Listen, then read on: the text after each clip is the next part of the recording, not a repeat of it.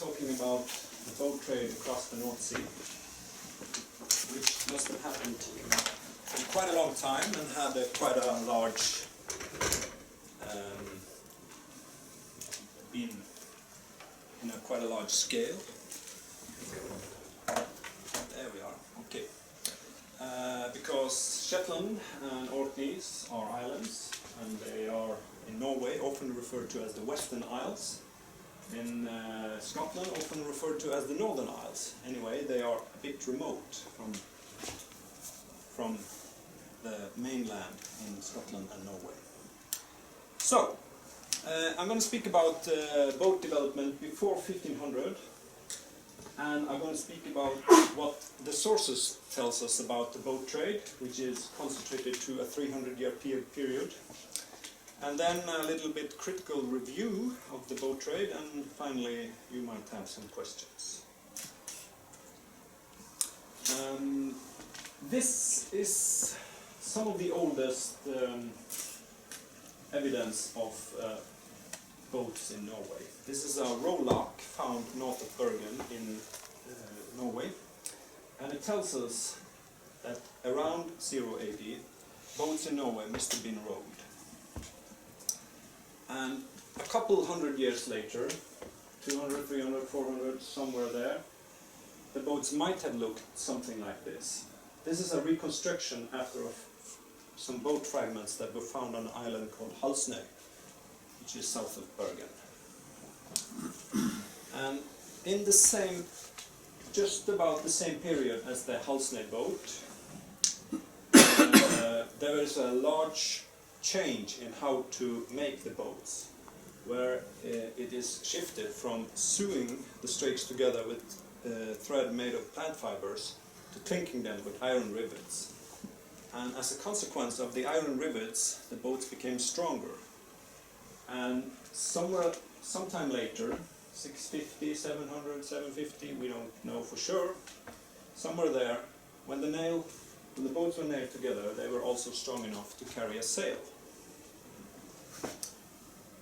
And later we have the full, the oldest original boat, which is so complete that we know how it must have been.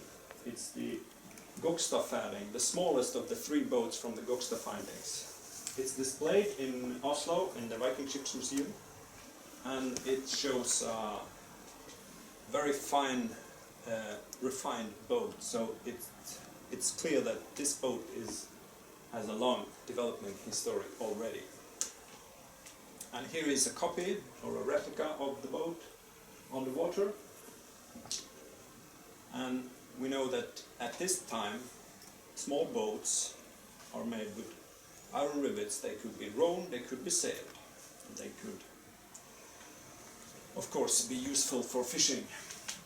And what type of boats were coming across the sea over to these islands here, to Shetland and Orkneys, must have been in development somewhere between the Gokstad boat in the middle, it's the Halsnøy boat to the left, somewhere between the Gokstad boat and the modern, today's Oselva.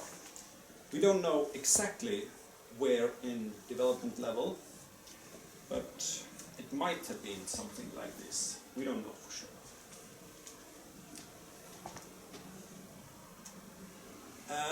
What we do know is that from written sources, the term foverans, or maybe we should say four-oared boat, is used in the Orkneys in the 1560s, 1561 to be accurate. And 5 years later, the term seksæringer, which means 6-oared boat, is used in the same place. And somewhere about the same time, the word haranger, which refers to Hardanger, which is probably the area where the boat is coming from, is also used. About the same time, we have some custom collections, recordings, telling us about 7 ships from Shetland collecting 17 boats, and 4 ships from the Orkneys collecting 12 boats. and ships from the Scottish mainland collecting 6 boats in the same year. This sums up to 35 boats, and this must mean that the boat trade is well established at this point of time. Probably this goes quite a bit far earlier, but we don't know the starting point. This also leads to, at about the same time, intensified customs control. In 1575, Lord Robert Stewart here on Shetland declares all who will import or sell boats must have permission. And he also tries to regulate the boat prices. And 3 years later, he declares that all goods coming into Shetland must be customs declared. And such a customs wall, you might say, also causes a reaction from the other side of the North Sea. The Danish-Norwegian Crown declares that ships from the Orkneys and Shetland must declare customs equivalent to ships from other places. Because previous to this, ships from Shetland and Orkneys have been free of declaring customs because they were a part of the large Norgesvelde. What is the English term for Norgesvelde? Yeah, Norway reign.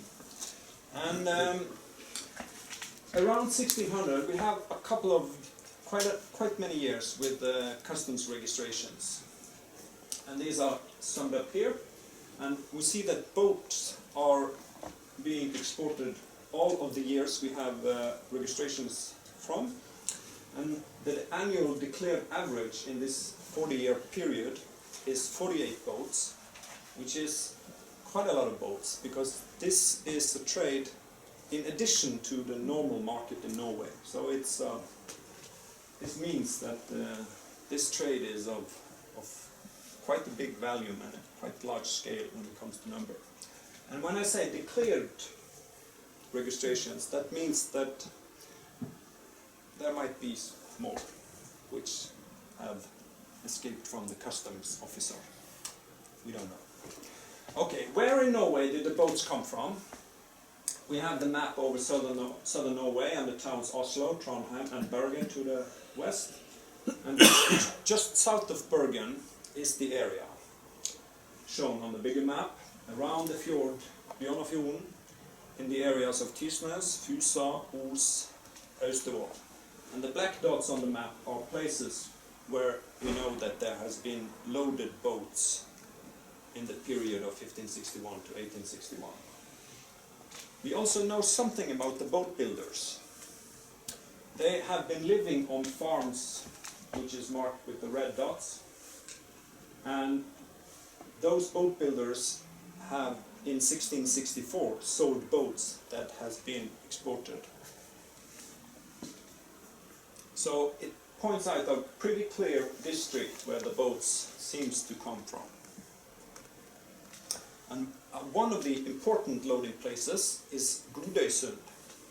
And we know that in 1621, that's the oldest record from there, a guy from Shetland, I think, his name is Neil Clitter, he's the skipper of a vessel that loads boat. 4 6-oared boats and 4 4-oared boats. Sekseringer, færinger. That's the term in the source. He declares custom in Bergen and heads westwards on July 7th.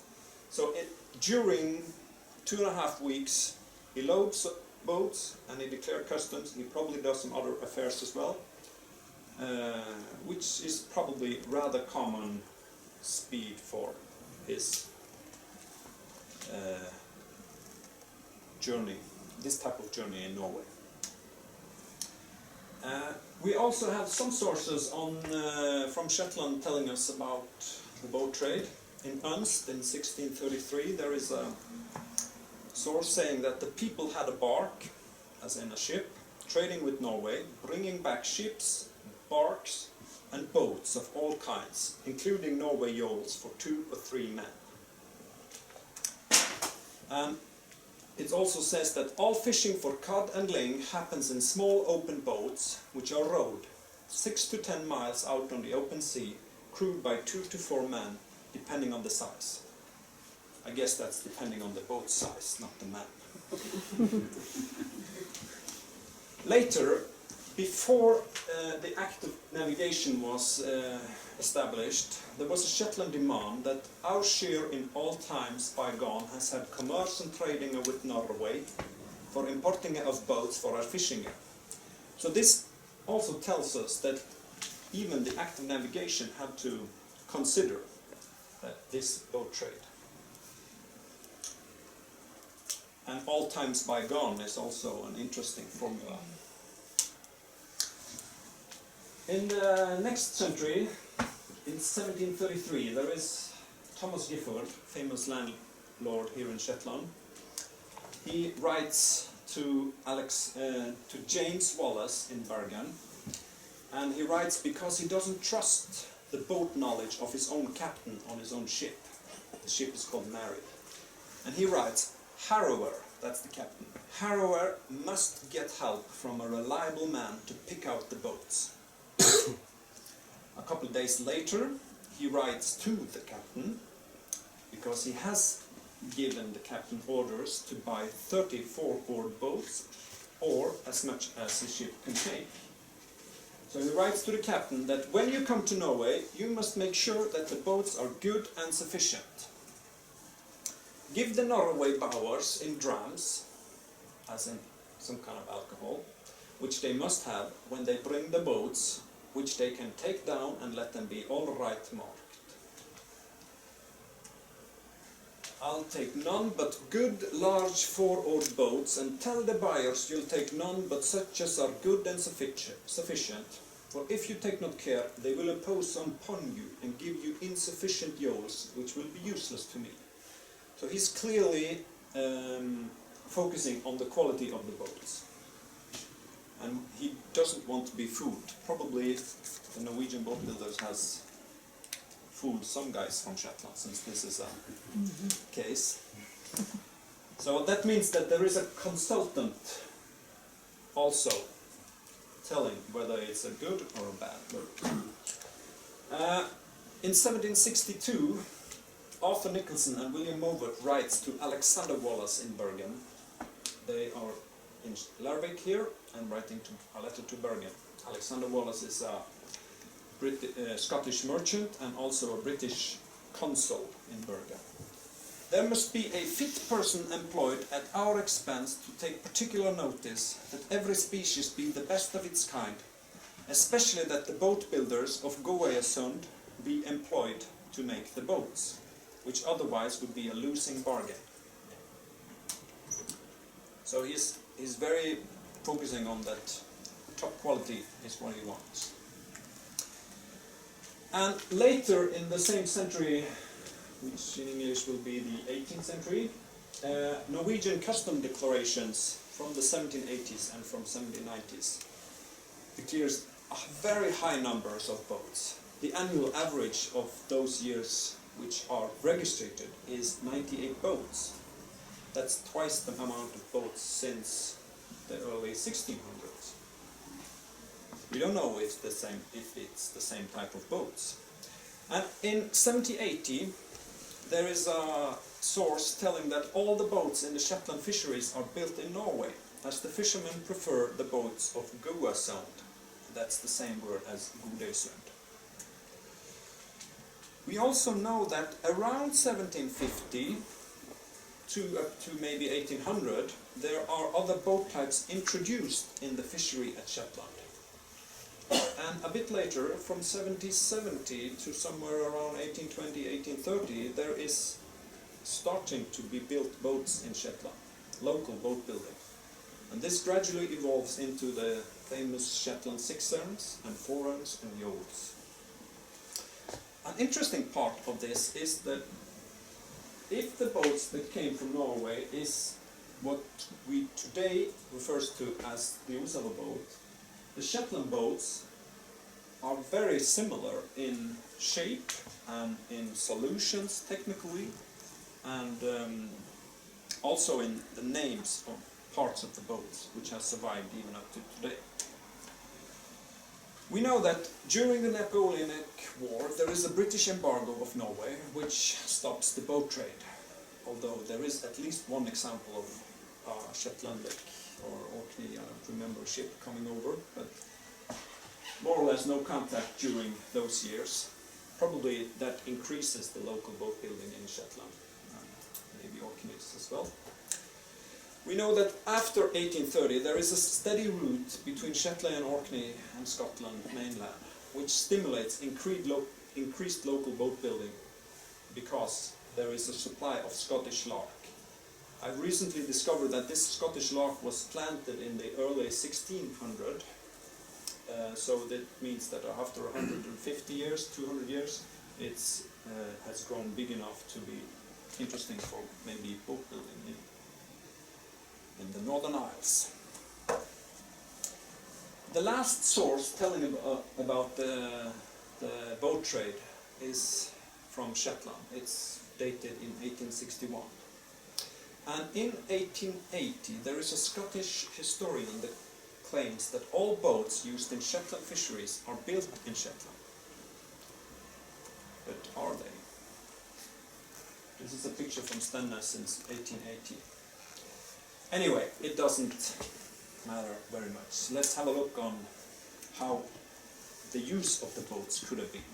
This is a small film showing how the half fisheries of Norway in what probably is quite similar boats must have been.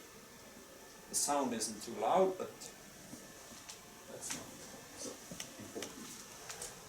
You see that they are sailing out to the fishing ground, putting down the mast, preparing for fishing. They even have their small cages for towing the living fish back to shore and preparing the bait, yes.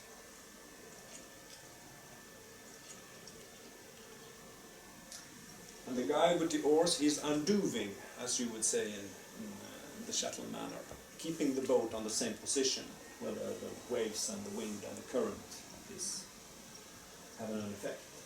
And of course they get fish. This is a documentary made in the 1950s for a museum in Bergen, Hordaland Museum. And it's based on interviews, and these people on the film has been all of them has been part of half fishery in Norway during their youth and early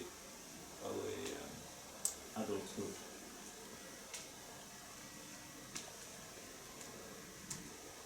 So we have a boat trade across a large ocean or sea.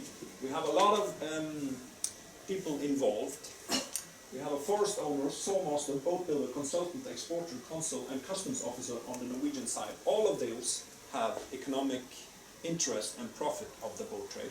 We have a carrier transporting it across the sea, and there's a new customs officer on the Shetland and Orkney side. And on the Shetland Orkney side we also have the importer, which is often probably the landlord. We have a fitter, which I'll get back to, who does some fitting of the boats when they come over. And we have the fisherman, the final user of the boat.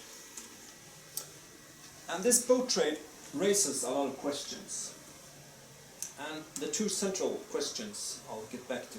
And the reason for this question is this source. This is in Danish, and I'll read it to you in my translation. Gudesund is a loading place for ships carrying wooden cargo, especially from Shetland and the Orkneys, which annually come to buy boats needed for the continuation of their fisheries, both bigger and smaller boats. These boats are only fastened together with a few nails, and when they arrive with the ship with them, the boats are marked and numbered and taken apart piece by piece and inscribed into the ships. And when they return back home with them, the boats are mounted together after the marks and numbers.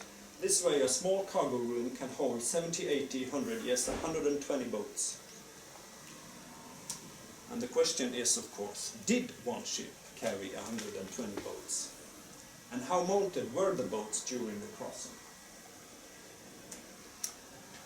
We know that the Shetland and Orkneys ships in the period of 1597 to 1642 had an average of 13 to 14 lester. Lester is a volume unit for ship cargo, which is not standardized, so it varies from place to place and time to time. But it's reasonable to imagine the ships carrying 13 to 14 lester being maybe 45, maybe 50 feet. Probably less than that ship. There is a record in Norway telling us in 1729 there is small open vessels with a capacity of 6 to 8 lester crossing the sea to buy boats. There is even an illustration on a map. And there is the largest recorded single-hand cargo for one ship in 1743. It's the Sibella, ship of Thomas Gifford. 24 4-oared boats and 8 6-oared boats. This is a vessel which is maybe 50 feet, probably around 40. It carries maybe 11 boats. Would you go on the open North Sea with this? This is a 80 feet vessel loading 19 regatta Uselva boats. This is the foredeck, and this is the whole ship. This is probably twice the size of the ships from Shetland and Orkneys. Now, I don't think they had that many boats on the ships. I think what they did was that they did some they did put out some parts of the boats, which is the bete, as we call it in Norway, upper inner rib, because then you could stack a smaller boat into a larger boat. This is also shown in a local history book from Fusa. At times the boats were made with loose ribs, then they occupied less volume in the cargo room. They put one boat into another boat. So this part, they would only have to remove 4 wooden nails to take it out.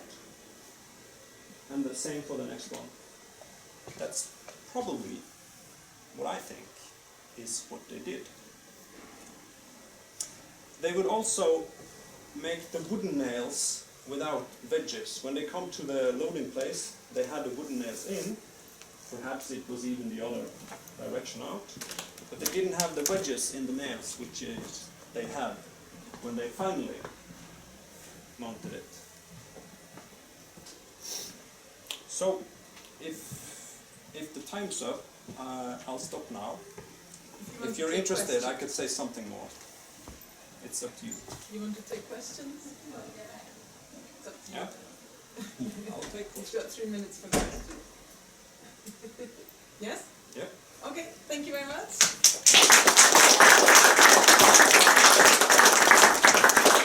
Maybe give you 4 minutes for questions. Go on. We're feeling charitable. Right, any comments, questions? I've got a question. It's maybe a bit profound for this time of the afternoon. Why is it so important to you how those boats were put on top of each other? There is I have the impression that there is a misunderstanding. There is an other idea about it in Shetland and Orkneys, that the boats were perhaps not very much mounted at all. That the boats perhaps were taken totally apart, as in IKEA. Well, I have another impression of the trade, as mentioned. Yep. I'll ask a follow-on point, Dave. From your last statement, I very much enjoyed your presentation. It was excellent. To me, it would make economic sense in the Godøysund area if you are making many, many boats, exporting 20, 40, 60, 90 in a year, to standardize. And you can standardize things so well that a boat builder can make identical boards, identical keels, identical stems, and stack all these in the hull with the boat and not have them like a Russian doll, but actually put them in many, many small pieces in the same way that we are buying Chinese goods today. Yeah, but it would also mean that you would ruin a lot of iron rivets, which is expensive, because as mentioned in the letters, the boats would have to be mounted. They come with the boat on the water, floating towards the loading place. So why should the Shetland landlord be very, very concerned with the quality of the boat, the shape of the boat, if they were not put up together? Could they not be part riveted, not riveted enough for open sea conditions, but just sufficient for transportation purposes? I don't think so. I definitely don't think so. One more comment about it is that it would also mean that the fitter or carpenter in Shetland would have a significant high level of competence. There is not much in the evidence or sources telling us about that. Where should he get that competence from? Remember that Hallgeir and the other boat builders who has built these boats are trained from 7 years of age, and maybe when they're 20 or something they are allowed to build a boat on their own if the father is satisfied. Yeah, that raises a really interesting point though, doesn't it? Which is about that boat building tradition, where the tradition begins in Shetland and what the crossover is between Norway and Shetland. I think you could discuss that in afterwards. the coffee break. Okay. Brian? I was going to say, the Sorry. reason that this question is important for a Shetland landowner is that the Shetland landowner, like Griffith or Nicholson or Mort, needs an awful lot of boats. And the question, I suppose, is how do they get that quantity of boats over a given number of years? Now, you did have some statistics that showed that, for instance, in one case, 24 Florentines and 12 6-7s were reported. What I would like to ask is, how could these landowners be assured of getting the right number of boats for the tenants to row over a given number of years? The demand for boats is of course connected to whether there has been a large storm, a lot of problems on Shetland, then a lot of follies, also shipwrecks for the small boats would need a higher number of boats. Or wear and tear? Yeah. But also, remember, he writes to a merchant in Bergen who takes care of ordering the number of boats he wants. And there is another letter, which I hadn't included here, saying that it's important that the boat builders get the orders early so they know that the boats can be ready when the ship comes. So this is sort of, it's well organized. Right. Thank you very much for holding on. One more clap for Kjell.